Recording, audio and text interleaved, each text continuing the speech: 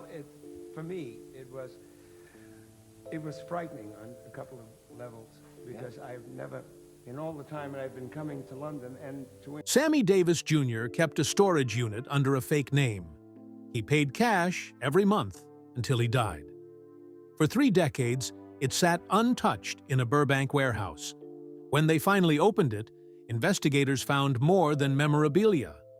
There were letters about his real mother's identity, tapes of conversations that could destroy careers, and proof of what really happened with Kim Novak in 1958. He documented everything. After 30 years of silence, the truth is finally out. Sammy Davis Jr. was born on December 8, 1925, in Harlem, New York City. His parents, Sammy Davis Sr. and Elvira Sanchez, were both vaudeville performers. That meant Sammy entered the world with show business already in his blood. But there was a hidden part of his story. His mother, Elvira, was Cuban. The family kept that quiet because of anti-Cuban feelings in America at the time. In those days, revealing such roots could hurt record sales and public support. Even as a newborn, Sammy's life was shaped by racism and the need to hide parts of who he was. Harlem, alive with the energy of the Harlem Renaissance, became his first stage, setting the tone for the rest of his life. By age 2, Sammy was already performing with the Will Maston Trio, the act led by his father and family friend, Will Maston. Most toddlers played with toys. Sammy danced and sang in theaters across the country. The spotlight became his playground, but it came at a cost. He didn't have a normal childhood. Instead, he learned to charm audiences and master his craft, while other kids went to school. The constant touring was exhausting, but it gave him strength.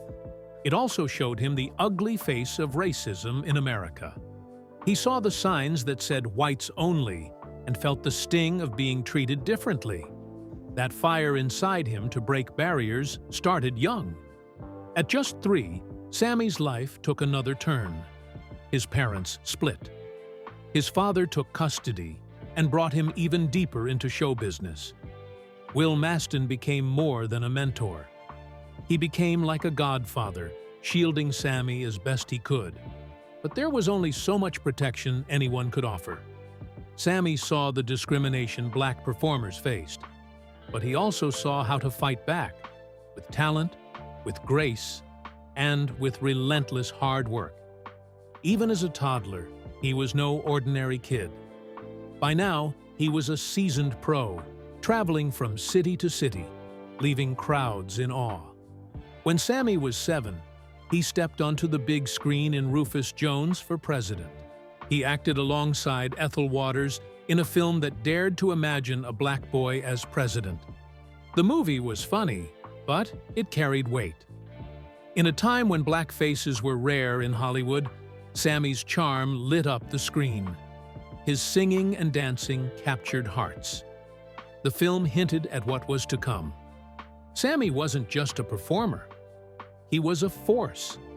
He had the rare gift of making people look past the color of his skin, if only for a few minutes.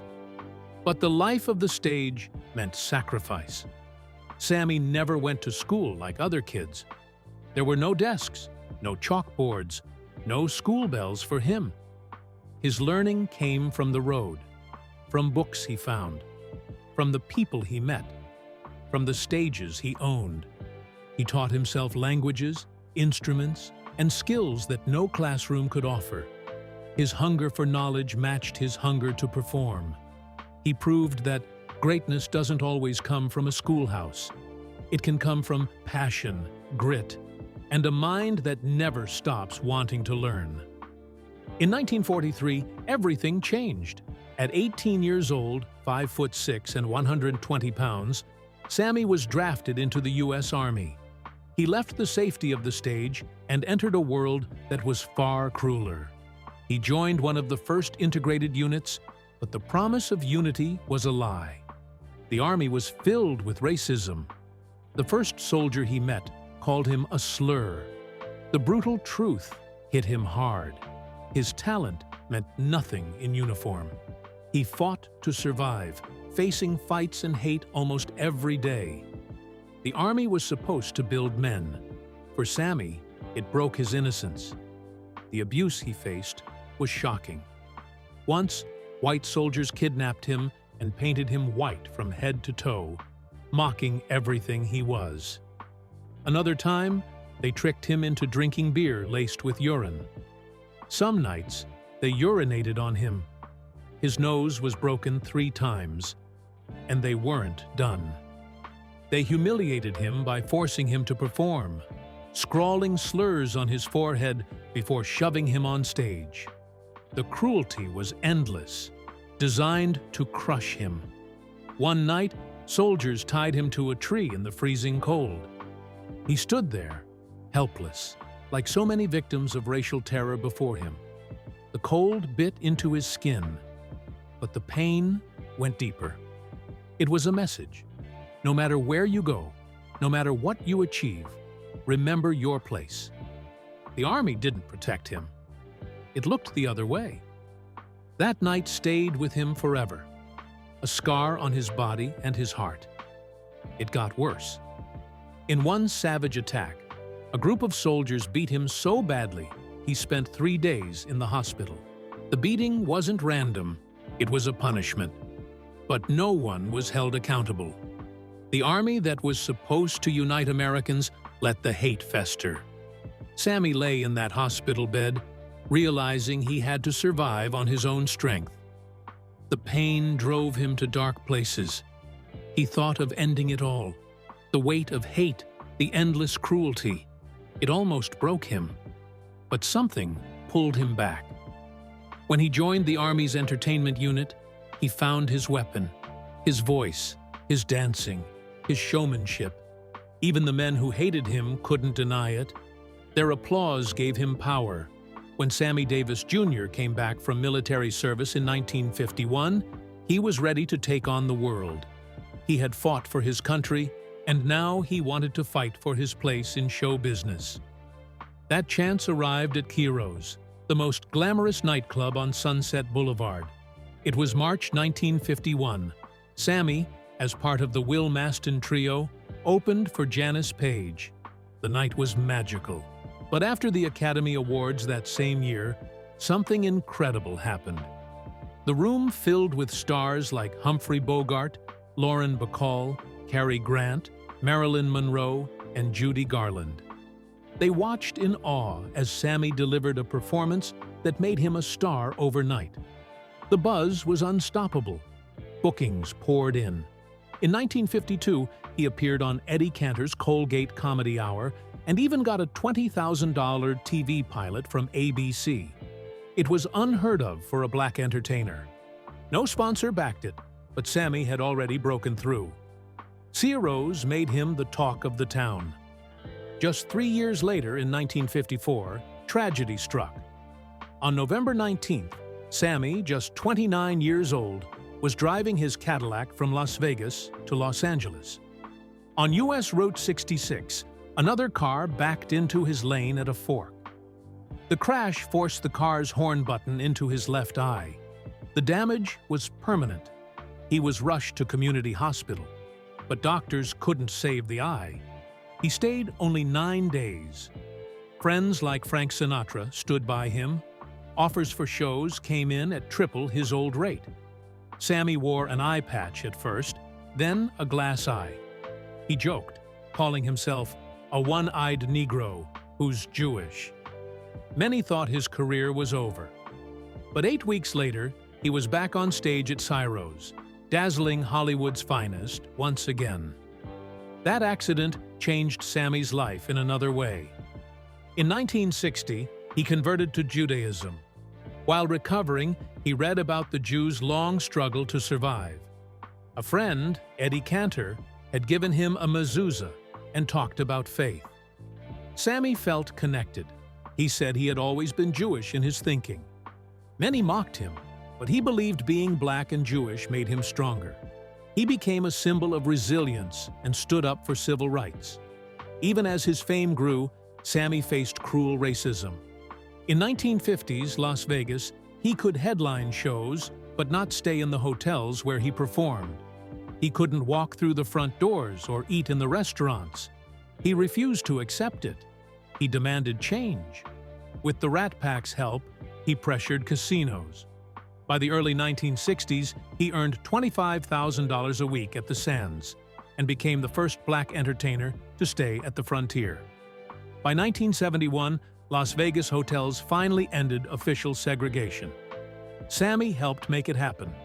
Sammy was more than a singer. He was a master of many talents. He taught himself drums, trumpet, piano, vibraphone, and more. He could mimic voices, do impressions, tell jokes, dance, and even perform gun tricks.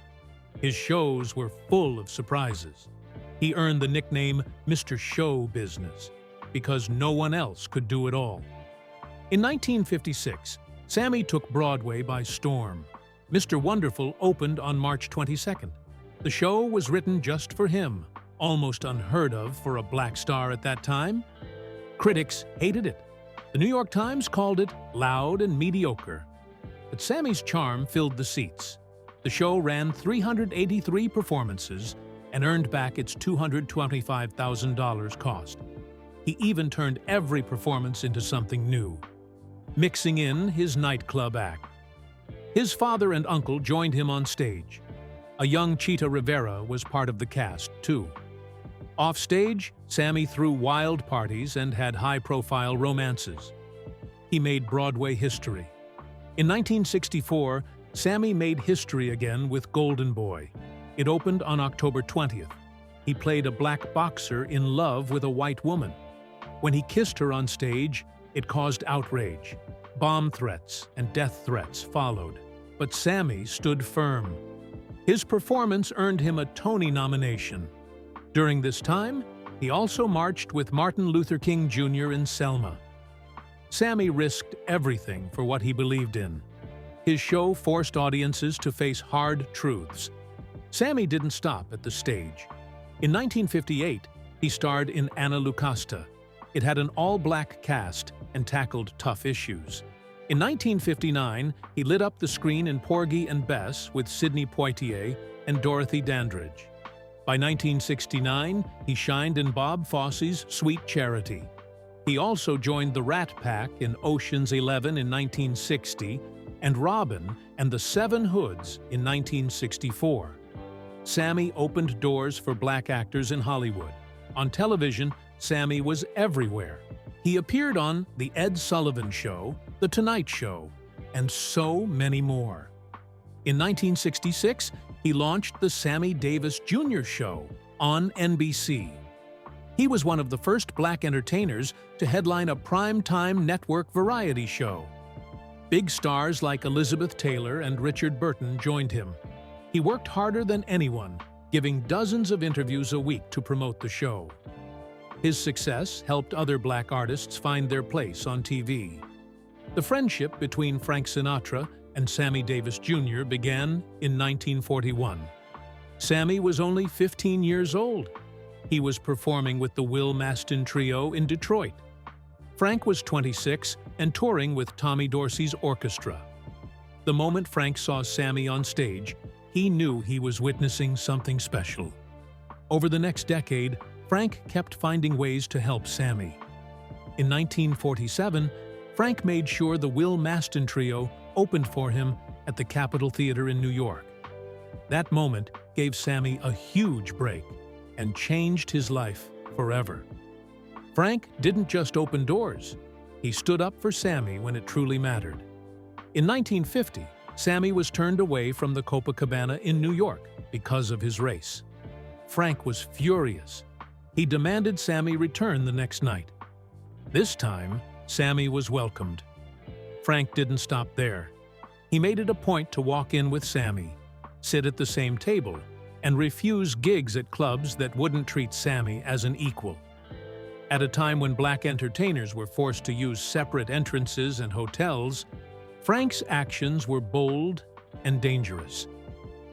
When Sammy nearly died in a 1954 car crash and lost his left eye, Frank stepped in again. He paid the hospital bills, and brought Sammy to Palm Springs to recover. Frank gave him no room for self-pity. He told Sammy to get back on stage or risk losing everything. Within weeks, Sammy was back in front of audiences. His courage became legendary. Sammy admired Frank so much, he tried to copy his style, even the curl in his hair. Their friendship showed the world what true loyalty looked like. It gave Sammy the strength to break into Hollywood's inner circle. In 1960, the world saw that friendship shine on the big screen. Ocean's 11 premiered in Las Vegas on August 3rd. The film starred Frank, Dean Martin, Sammy, Joey Bishop, and Peter Lawford. They played World War II vets pulling off a massive heist. Behind the scenes, the Rat Pack shot scenes at night and performed live at the Sands and other clubs until dawn. Sammy played Josh Howard, a key part of the plan. The film made $5.5 million at the box office, about $55 million today. That final shot of the Rat Pack walking past a casino sign with their names became an iconic image. Sammy wasn't a sidekick anymore. He was one of the stars. By the late 1950s, Sammy was earning up to $25,000 a week in Las Vegas. But even as he packed theaters, he couldn't stay in the hotels where he performed. Segregation forced him to stay miles away on the West Side. Sammy didn't let it go. He became the first black entertainer to get free room and board at the Frontier. That helped break down the color barrier in Las Vegas. He kept pushing, supporting civil rights protests, and buying a stake in the Tropicana. When Nevada passed a law in 1971 ending hotel discrimination, it was partly because of Sammy. When he died in 1990, Las Vegas dimmed its lights for a minute.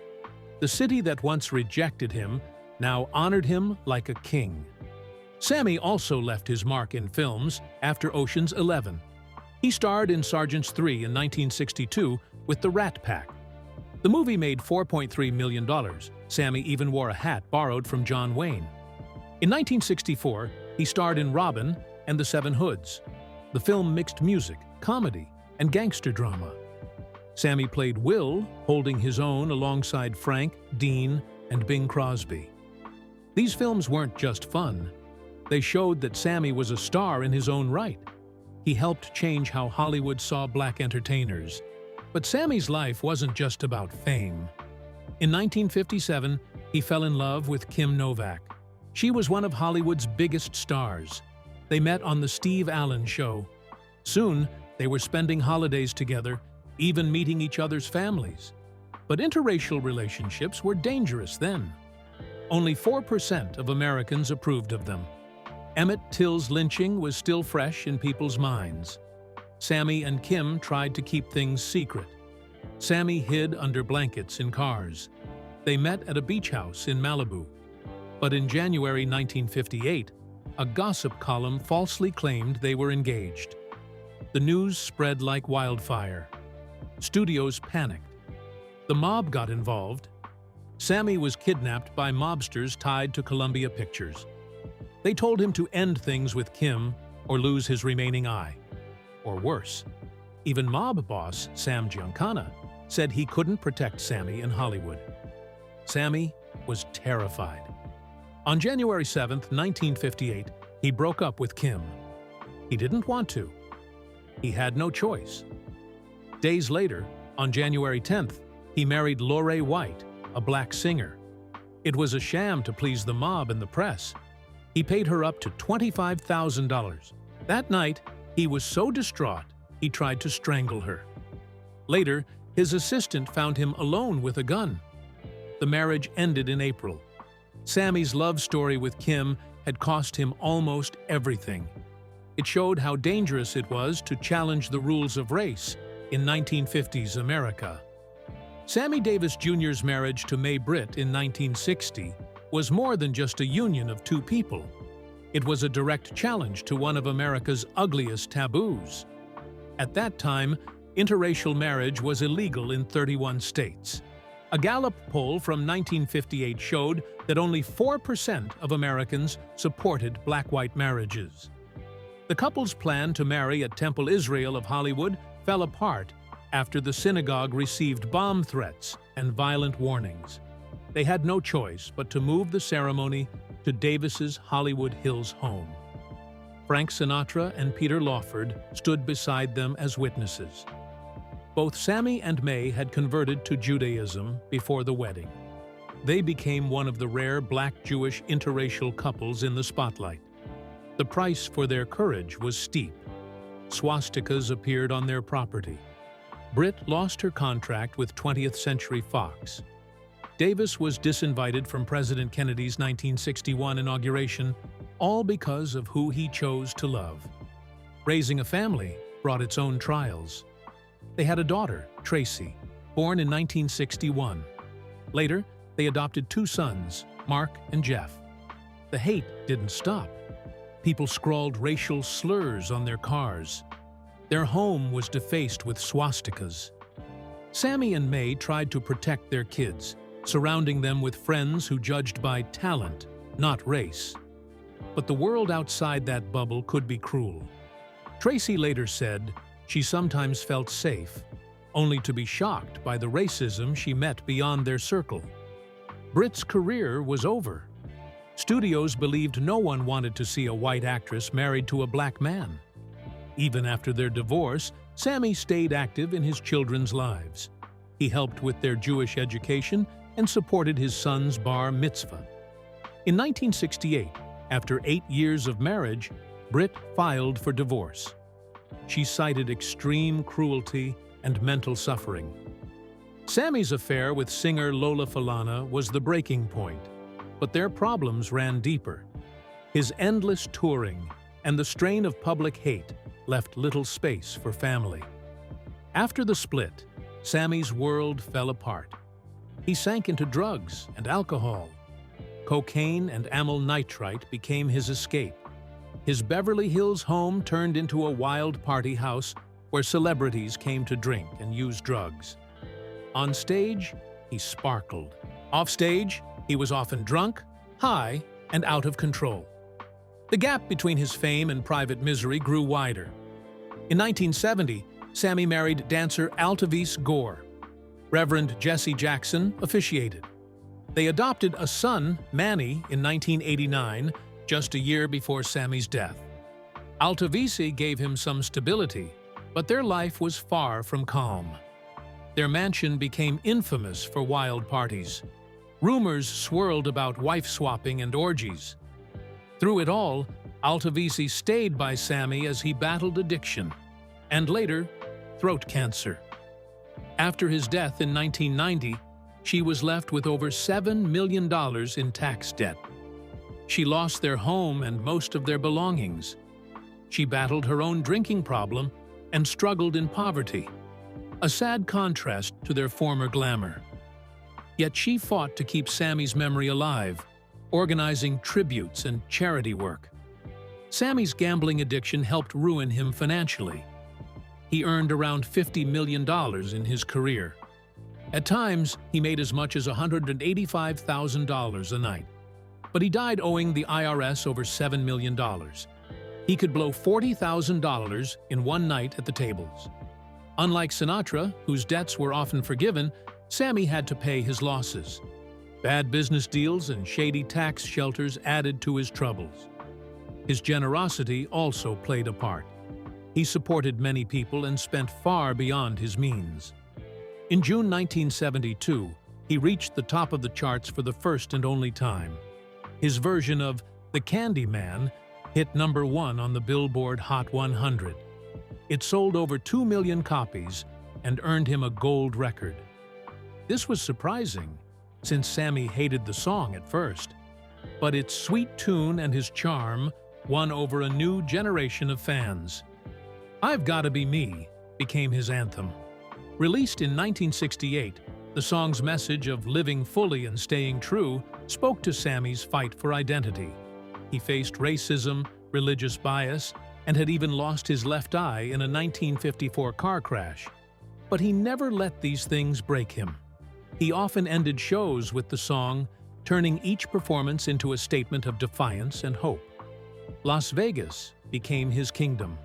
By the late 1960s, he earned up to $25,000 a week there. He helped change the city's racist ways by demanding equal treatment. His shows were dazzling mixes of song, dance, impressions, and comedy. His success helped make Las Vegas the entertainment capital it became.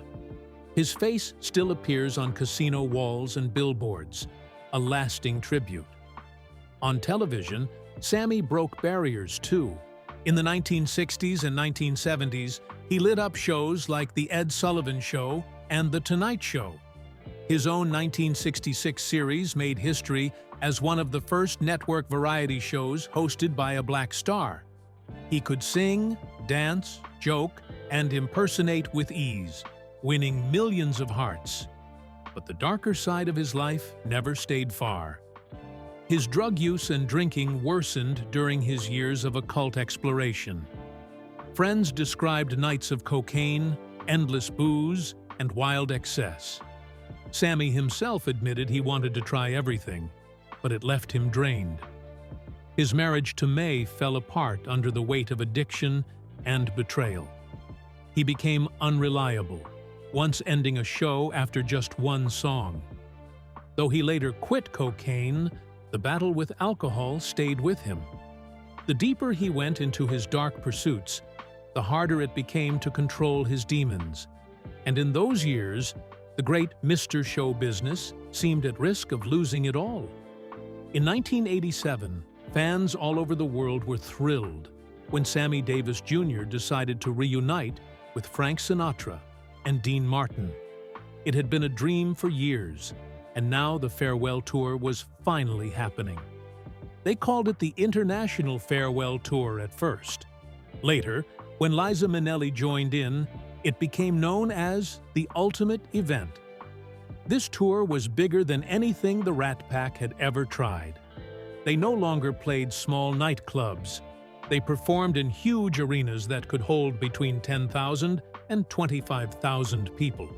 It was a bold move no one had seen before. The first show took place at the Oakland Coliseum on March 13, 1988. At first, it felt like magic, but soon, cracks began to show. Dean Martin was already 70, and the non-stop travel and late-night parties were too much for him. After just 5 shows, he left, blaming a kidney problem. The tour had to pause, but Sinatra and Davis didn't give up. They brought in Minnelli, and the show went on. They finished the U.S. leg in Miami in January 1989. Then they took their act to Japan, Australia, and Europe. The tour finally ended in May 1989. The real battle started in August 1989. Sammy began to lose his sense of taste. His throat felt sore all the time. Doctors soon gave him the heartbreaking news: throat cancer. All those years of smoking, up to 4 packs a day, had led him here. Sammy had a choice. He could let surgeons remove his voice box to save his life, or he could try radiation to keep singing. He chose his voice. He went through 8 brutal weeks of treatment. At first, it seemed to work. The tumor shrank. Sammy even returned to the stage a few times, but by early 1990, the cancer was back and spreading fast. Surgery was no longer an option. Sammy could barely whisper, and his weight dropped to about 60 pounds. The disease took away his strength, his voice, and finally, his life. On May 16, 1990, at age 64, Sammy Davis Jr. died, his gift to the world silenced by the very habit that had fueled his long nights and endless performances. But the sadness didn't stop there. When Sammy died at his Beverly Hills home, the truth about his finances came out. Despite earning millions over 6 decades, he owed more than $5 million in taxes. With penalties and interest, that debt had grown to $7 million, which would be about $13 million today. His estate was worth around $4 million, but the IRS took it all to pay what was owed. His wife, Altavis, was left to pick up the pieces. Because she had co-signed their tax returns, she now shared the debt.